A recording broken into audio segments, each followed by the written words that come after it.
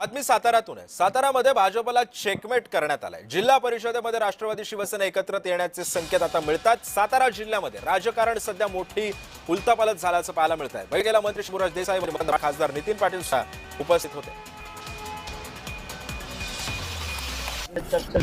प्राथमिक झाली म्हणजे डीपीसीचा विषय होता माझा आणि या संदर्भात राम राम सातारा, मी तुमचा तानाजी हक्के। मित्रांनो, राजकारणात कधी काय होईल याचा नेम नसतो, पण साताराने जे करून दाखवलंय त्याने चाणक्यालाही विचार करायला भाग पाडला असेल। ज्याच्याकडे सर्वात जास्त संख्याबळ आहे तो विरोधात बसलाय आणि ज्याच्याकडे फक्त हाताच्या बोटावर मोजण्या इतक्या जागा आहेत त्याच्या गळ्यात विजयाची माळ पडली आहे। आज आपण साताराच्या त्या ऐतिहासिक निर्णयाचा पोस्टमार्टम करणार आहोत। 27 विरुद्ध 35 हा केवळ आकड्याचा खेळ नाही, तर हा दोन राजांच्या बालेकिल्ल्यात घुसून शिंदेंच्या शिलेदाराने मारलेली धडक आहे। मकरंद पाटलांची शांत केली आणि शंभूराज देसाईंचा मास्टर स्ट्रोक साताऱ्याच्या जिल्हा परिषदेवर भगवा कसा फडकला हे जाणून घेण्यासाठी हा व्हिडिओ शेवटपर्यंत पहा। आज आपण साताराच्या राजकारणाची कुंडली मांडणार आहोत, आकड्यांचा पेच आणि सत्तेची गोळाबेरीज। साताऱ्याची जिल्हा परिषद म्हणजे 65 वाघांचा आखाडा, बहुमतासाठी हवी होती 33 ची संख्या। जेव्हा निकाल हाती आले तेव्हा चित्र असं होतं की भाजप 27 जागा सर्वात मोठा पक्ष आणि त्यानंतर 2 नंबरचा पक्ष म्हणजे राष्ट्रवादी पक्ष। राष्ट्रवादी अजित पवार गटाला 20 जागा या सातारा जिल्हा परिषदेवर मिळाल्या आहेत आणि त्याचबरोबर शिवसेना शिंदे गटाला 12 जागा आणि अपक्षांना 6 जागा अशा प्रकारच्या जागा या सर्व सातारा जिल्हा परिषदेवर मिळाल्या आहेत। पहिल्या नजरेत वाटलं होतं की भाजप सत्ता स्थापन करणार, पण साताऱ्यात गणित प्लस आणि मायनसवर चालत नाही, ती सोयीच्या राजकारणावर चालतात। 27 जागा असूनही भाजप एकाकी पडलं आणि 35चा आकडा गाठण्यासाठी पडद्यामागे अशा काही हालचाली झाल्या की ज्याने सर्वांच्या भुवया उंचवल्या। 12 जागांचा किंगमेकर शिवसेनेचा अश्वमेध। आता मुख्य मुद्दा, शिवसेनेकडे फक्त 12 जागा असूनही त्यांना अध्यक्षपद कसं मिळालं? ही केवळ नशिबाची साथ नव्हती, तर ती राजकीय दबावाची आणि शब्दांची किंमत होती। मुंबईतून आलेला आदेश, उपमुख्यमंत्री एकनाथ शिंदे यांनी सातारा जिल्हा आपल्या प्रतिष्ठेचा केला होता। शंभूराज देसाई यांनी सातारा जिल्ह्यात पक्षाची पाळमुठ घट्ट केली आहे। सत्तेचं सूत्र ठरवताना अध्यक्ष आमचाच हा शब्द त्यांनी आधीच पक्का केला होता। शंभूराज देसाईंचं वजन, जिल्ह्याचे पालकमंत्री म्हणून देसाईंनी महायुतीत आपली पकड मजबूत ठेवली।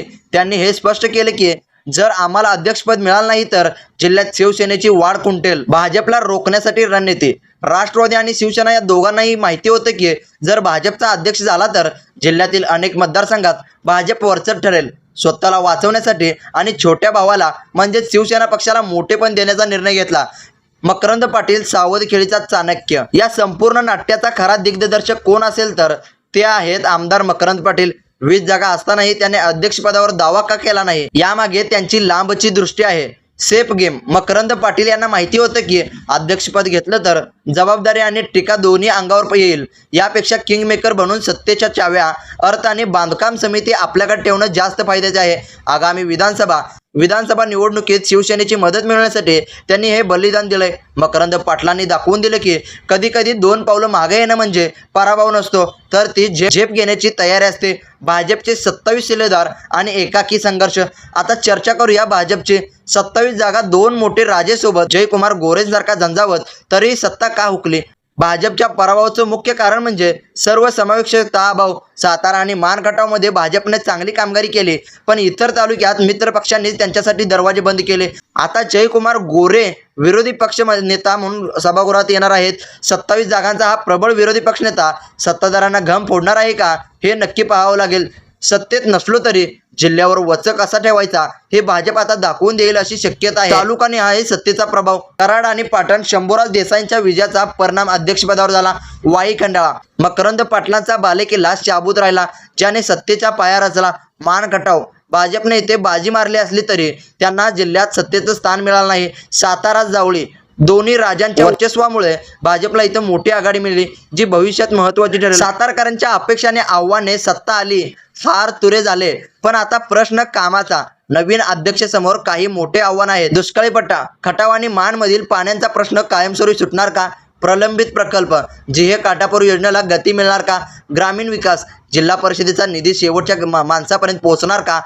सत्ता 12 जागांची असो वा 27ची, सातारकरांना विकास हवा आहे. जर हे सरकार जनतेच्या अपेक्षावर खरं उतर नाही तर 2029 मध्ये जनता पुन्हा हिशोब चुकता करेल. तर मित्रांनो, साताऱ्याच्या या सत्ता नाट्यातून एकच शिकायला मिळतं की राजकारणात संख्याबळापेक्षा संधी आणि रणनीती महत्त्वाची असते. तुम्हाला काय वाटतंय, 12 जागांच्या शिवसेनेनं अध्यक्षपद घेणं योग्य आहे का, की मकरंद पाटलांनी स्वतःचा अध्यक्ष करायला हवा होता? तुमच्या प्रतिक्रिया कमेंट्समध्ये नक्की सांगा. साताऱ्याच्या राजकारणातील अशाच आतल्या बातम्या आणि विश्लेषणासाठी तुमच्या या भावाच्या चॅनलला सबस्क्राईब करायला विसरू नका. हा व्हिडिओ शेअर करा आणि प्रत्येक सातारकरला या सत्तेचा खरा चेहरा दाखवा. पुन्हा भेटूया अशाच एका धडाकेबाज विषयासह. तोपर्यंत पाहत राहा तानाजी हक्के यूट्यूब चॅनल. राम राम, जय हिंद, जय महाराष्ट्र, जय शिवराय.